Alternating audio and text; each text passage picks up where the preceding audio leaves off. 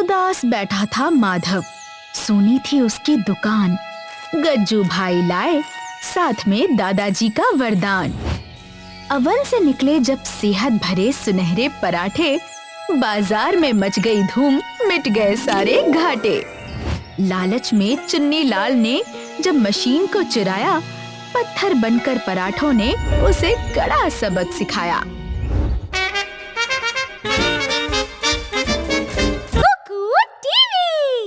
गांव की सुबह बाजार से शुरू होती है। चारों तरफ लोगों की चहल पहल है और हर कोई अपनी अपनी खरीदारी में लगा हुआ है। पूरा माहौल काफी रौनक भरा लगता है। इसी बाजार में दो दुकानें एक दूसरे के पास हैं। एक है माधव की देसी पराठा की दुकान और दूसरी है चुन्नी लाल की मॉडर्न स्वीट की दुकान।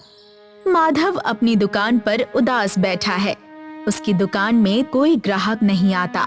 उसके पराठे बस यूं ही पड़े हैं, जैसे किसी का इंतजार कर रहे हो। वहीं दूसरी तरफ चुन्नी लाल की दुकान पर अच्छी खासी भीड़ है। ग्राहक उसकी मिठाइयाँ खरीद रहे हैं और उसकी दुकान खूब चल रही है। ये देखकर चुन्नी लाल खुश है और उसे माधव की खाली दुकान देखकर और भी अच्छा लग रहा है। हे भगवान, आज भी एक ग्राहक नहीं आया। अगर ऐसा ही चलता रहा तो मैं अपनी दुकान कैसे चलाऊंगा? आटा खराब हो रहा है और आलू भी सड़ने लगे हैं। तभी अचानक बाजार के सभी लोग एक ही दिशा में देखने लगते हैं। उनके चेहरे पर एक जैसा भाव है, जैसे वे मन ही मन सोच रहे हो, फिर से नहीं। गज्जू भाई, फिर से। ये हैं गज्जू भाई, गांव के सबसे मशहूर, मेरा मतलब है सबसे जुगाड़ू सदस्य। गज्जू भाई ने कभी कोई काम सही तो नहीं किया, पर कोशिश पूरी करते हैं। नमस्ते गज्जू भाई, आज बड़े चमक रहे हो। अरे भाई, चमकना तो अपनी फितरत है। खुश रहो, आबाद रहो। गज्जू भाई आ गए। गज्जू भैया सबको नमस्ते करता है। उसे देखकर लगता है जैसे वो पूरे गांव का सबसे मजेदार इंसान हो। इसी दौरान उसकी नजर माधव की दुकान पर पड़ती है, जहां माधव उदास बैठा होता है। ये देखकर गज्जू भैया सीधे उसकी दुकान की ओर बढ़ता है। वो अंदर आकर बैठता है तो उसके बैठते ही स्टूल उसके वजन से जोर से आवाज करता है। माधव भाई, ये क्या चेहरा बना रखा है? बताओ, क्या बात है? गज्जू भाई, दुकान बंद करने की नौबत आ गई है। लोग आते ही नहीं है। चुन्नी लाल कहता है कि मेरे पराठे पुराने जमाने के हैं। अब मैं क्या करूं? अरे चुन्नी लाल की बातों में मत आओ, वो तो जलता है तुमसे। तुम्हारे पराठे तो पूरे जिले में मशहूर थे गज्जू भाई, अब नहीं है। मुझे कुछ नया करना होगा, वरना मैं बर्बाद हो जाऊंगा। गज्जू भैया कुछ देर तक चुपचाप सोचता रहता है। सोचते समझते थोड़ी अजीब हरकतें करता है। तभी अचानक उसे कुछ याद आता है। रुको, मेरे दादाजी, तुम्हें याद है मेरे दादाजी वैज्ञानिक थे? हाँ, वही जो पानी में चलने वाला जूता बनाना चाहते थे और पूरा गांव भीग गया था। अरे वो तो छोटा सा हादसा था। उन्होंने बहुत सारी मशीनें बनाई थीं। मेरे घर के पीछे वाले शेड में बहुत सारा सामान पड़ा है। शायद वहाँ कुछ मिल जाए जिससे तुम्हारी मदद हो सके। माधव को गज्जू भैया की बात पर पूरा भरोसा नहीं होता। फिर भी अपनी गिरती बिक्री को संभालने के लिए वो एक बार उसे आजमाने का फैसला करता है। कुछ समय बाद गज्जू भैया और माधव एक पुराने शेड में जाते हैं। शेड के अंदर हर तरफ धूल जमी होती है और कोनों में जाले लगे होते हैं। अंदर कमरे में अजीब अजीब सामान पड़ा है। कहीं चौकोर पहियों वाली साइकिल है तो कहीं स्प्रिंग लगा हुआ क्रिकेट बैट रखा है और भी बहुत सी अजीब चीजें इधर उधर पड़ी हैं। दोनों अंदर जाकर देखने लगते हैं।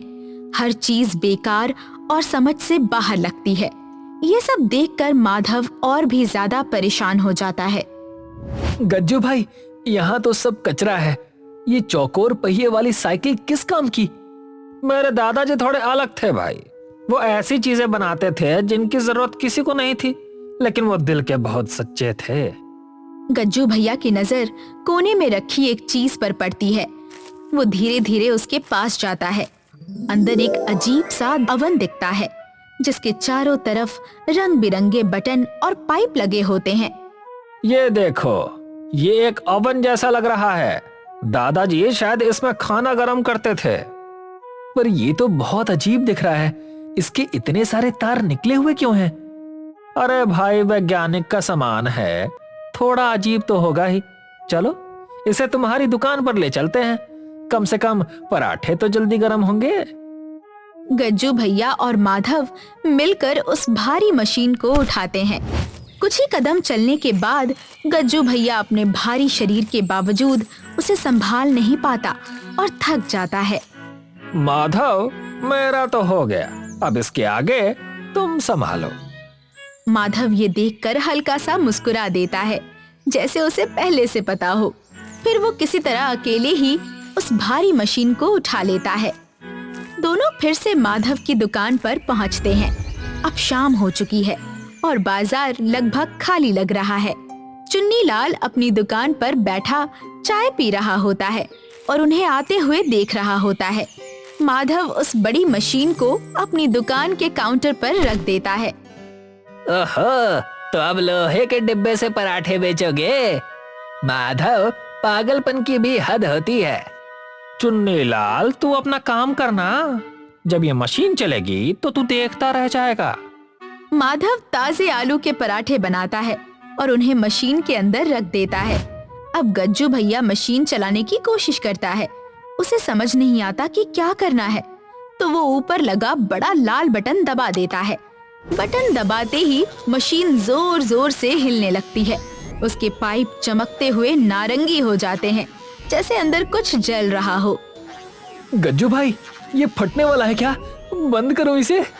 अरे डर मत भाई, ये दादाजी का जादू है, बस देखते जा। अचानक मशीन एक घंटी बजाती है और रुक जाती है। फिर से चारों तरफ शांति हो जाती है। गज्जू भैया धीरे धीरे मशीन का दरवाजा खोलता है। अंदर से खुशबू आती है, जैसे ताजा मक्खन और कुछ बहुत खास पक रहा हो। माधव भी अंदर झांकता है और धीरे से पराठा बाहर निकालता है। पूरा पराठा एक पतली चमकदार परत से ढका होता है। वो देखने में बिल्कुल सोने जैसा लगता है, लेकिन छूने में नरम और गर्म होता है। ये क्या है गज्जू भाई? ये तो सोना है। पराठा सोने का हो गया। क्या? सोने का पराठा? दादाजी ने तो इसे सिर्फ खाना गर्म करने के लिए बनाया था। गज्जू भैया उस पराठे का एक छोटा सा टुकड़ा तोड़कर खाता है। जैसे ही वो खाता है, उसके चेहरे का भाव तुरंत बदल जाता है। उस पराठे का स्वाद कुछ अलग और मजेदार होता है। वाह, इसका स्वाद तो लाजवाब है। और देखो, मुझे बहुत ताकत महसूस हो रही है, जैसे मेरी थकावट गायब हो गई हो। माधव थोड़ा डर जाता है। उसे लगता है कि ये सेहत के लिए ठीक नहीं होगा। तभी उनकी एक ग्राहक काकी वहाँ आ जाती हैं और पराठे की खुशबू महसूस करती हैं। हाँ बेटा माधव, ये कैसी खुशबू है? आज कुछ खास बनाया है क्या? काकी आओ, ये नया गोल्डन पराठा चक्कर देखो। ये हमारे माधव की नई खोज है। काकी उस सुनहरे पराठे का एक टुकड़ा खाती हैं। वो अपनी आंखें बंद कर लेती हैं। अचानक वो सीधी खड़ी हो जाती हैं और पहले से कहीं ज्यादा ताकत से भरी हुई लगती हैं। अरे वाह, ये क्या जादू है? मेरे घुटने का दर्द गायब हो गया और ये पराठा तो इतना मुलायम है कि मक्खन जैसा लग रहा है। पास खड़े लोग काकी को बिना लाठी के खड़ा देखते हैं और हैरान रह जाते हैं। वे सब तुरंत दुकान की ओर दौड़ते हैं। काकी, क्या सच में आपका दर्द ठीक हो गया? हाँ बेटा, मुझे तो बहुत अच्छा लग रहा है। लो, इसके पैसे रखो और मेरे लिए एक और पैक कर दो। चुन्नी लाल ये सब देखकर हैरान रह जाता है।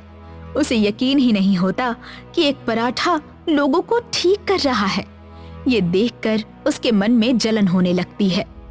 देखा माधव, दादाजी की मशीन बेकार नहीं थी। ये तो सेहत बनाने वाली मशीन है। अब तुम्हारे पराठे सोने के भाव बिकेंगे। माधव आज पहली बार खुश दिखाई देता है। अगले दिन माधव की दुकान अब काफी व्यस्त नजर आती है। सारे लोग उसकी दुकान पर इकट्ठा हो जाते हैं, क्योंकि अब हर कोई मशहूर सुनहरे पराठे खाना चाहता है। गज्जू भैया काउंटर पर खड़े होकर मशीन चला रहा होता है और हर बार ताजे सुनहरे पराठे निकल रहे होते हैं। लाइन में आइए भाइयों, सबको मिलेगा सेहत वाला सोने का पराठा। कोई धक्का मुक्की नहीं करेगा। मुझे 2 पराठे चाहिए, मेरी कमर में बहुत दर्द है। मुझे भी। सुना है इसे खाने से आंखों की रोशनी बढ़ती है। माधव अब बहुत खुश नजर आता है। वो गज्जू भैया की तरफ देखता है। उसकी आंखों में उसके लिए प्यार और सम्मान झलकता है। गज्जू भाई, तुमने मेरी जिंदगी बदल दी। अगर तुम वो मशीन नहीं लाते तो आज मैं सड़क पर होता। अरे भाई, दोस्त ही तो दोस्त के काम आता है, और ये तो दादाजी का आशीर्वाद है। रात हो जाती है और अब दुकान बंद हो चुकी होती है। इसी बीच चुन्नी लाल वहाँ आता है। उसके हाथ में एक बड़ा बोरा होता है। ये मशीन मेरी होनी चाहिए। माधव जैसा सीधा आदमी इसका क्या करेगा? मैं इसे लेकर शहर जाऊंगा और इससे लाखों कमाऊंगा। वो लोहे के छड़ से दुकान का शटर तोड़ता है और अवन चुरा लेता है। चुन्नी लाल अवन को अपनी दुकान पर लाता है। वो एक कच्चा पराठा मशीन में डालता है। उसे चलाना नहीं आता तो वो कुछ बटन दबा देता है और मशीन फिर से हिलने लगती है। इस बार पाइप नारंगी नहीं बल्कि काले हो जाते हैं। मशीन से धुआं निकलने लगता है। चुन्नी लाल थोड़ी देर के लिए डरता है, लेकिन फिर भी मशीन को बंद नहीं करता। चलो जल्दी करो, मुझे बहुत सारा सोना चाहिए, और तेज चलो। इसके साथ ही मशीन रुक जाती है और उसका ढक्कन अपने आप खुल जाता है। अंदर से पराठा उड़कर सीधा चुन्नी लाल के चेहरे पर लगता है। चुन्नी लाल चोट खाकर उठता है और उसे ध्यान से देखता है। वो पराठा पत्थर की तरह सख्त होता है। ये क्या हुआ? मेरा सोना कहाँ है? ये तो पत्थर बन गया। वो फिर से मशीन को छूने की कोशिश करता है, लेकिन मशीन उसे झटका दे देती है। अगले दिन गज्जू भैया और माधव दुकान पर आते हैं। वे टूटे हुए ताले को देखते हैं और तुरंत अंदर दौड़ते हैं। अंदर जाकर उन्हें पता चलता है कि मशीन गायब है। ये देखकर माधव रोने लगता है। सब खत्म हो गया, मेरी मशीन चोरी हो गई। अब मैं क्या करूँगा? रो मत भाई, मुझे पता है ये किसने किया है। गांव में एक ही चोर है जो दूसरों की तरक्की से जलता है। दोनों चुन्नी लाल की दुकान की ओर दौड़ते हैं। वहाँ पहुंचकर वे देखते हैं चुन्नी लाल जमीन पर बैठा होता है। उसके ऊपर काली राख लगी होती है। वो बहुत अजीब और परेशान लग रहा होता है।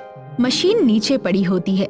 चुन्नी लाल, चोरी करना बुरी बात है, और दादाजी की मशीन को तो सिर्फ एक नेक इंसान ही चला सकता है। मुझे माफ कर दो गज्जू भाई, मुझे लगा मैं अमीर बन जाऊंगा, लेकिन इस मशीन ने तो मुझे जला दिया और पत्थर बना दिया। गज्जू भैया मशीन को उठाता है और ध्यान से साफ करता है। जैसे ही वो उसे साफ करता है, मशीन से धुआं निकलना बंद हो जाता है।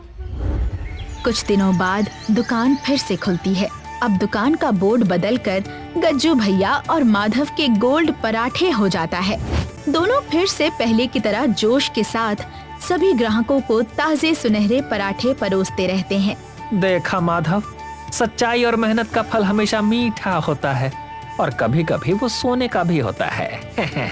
बिल्कुल सही कहा गज्जू भाई। और सबसे बड़ी बात यह है कि हमारे पराठों से लोगों की सेहत सुधर रही है। गज्जू भैया अपने बाल झटकता है और हीरो की तरह खड़ा हो जाता है। गज्जू भाई जिंदाबाद! गज्जू भाई जिंदाबाद!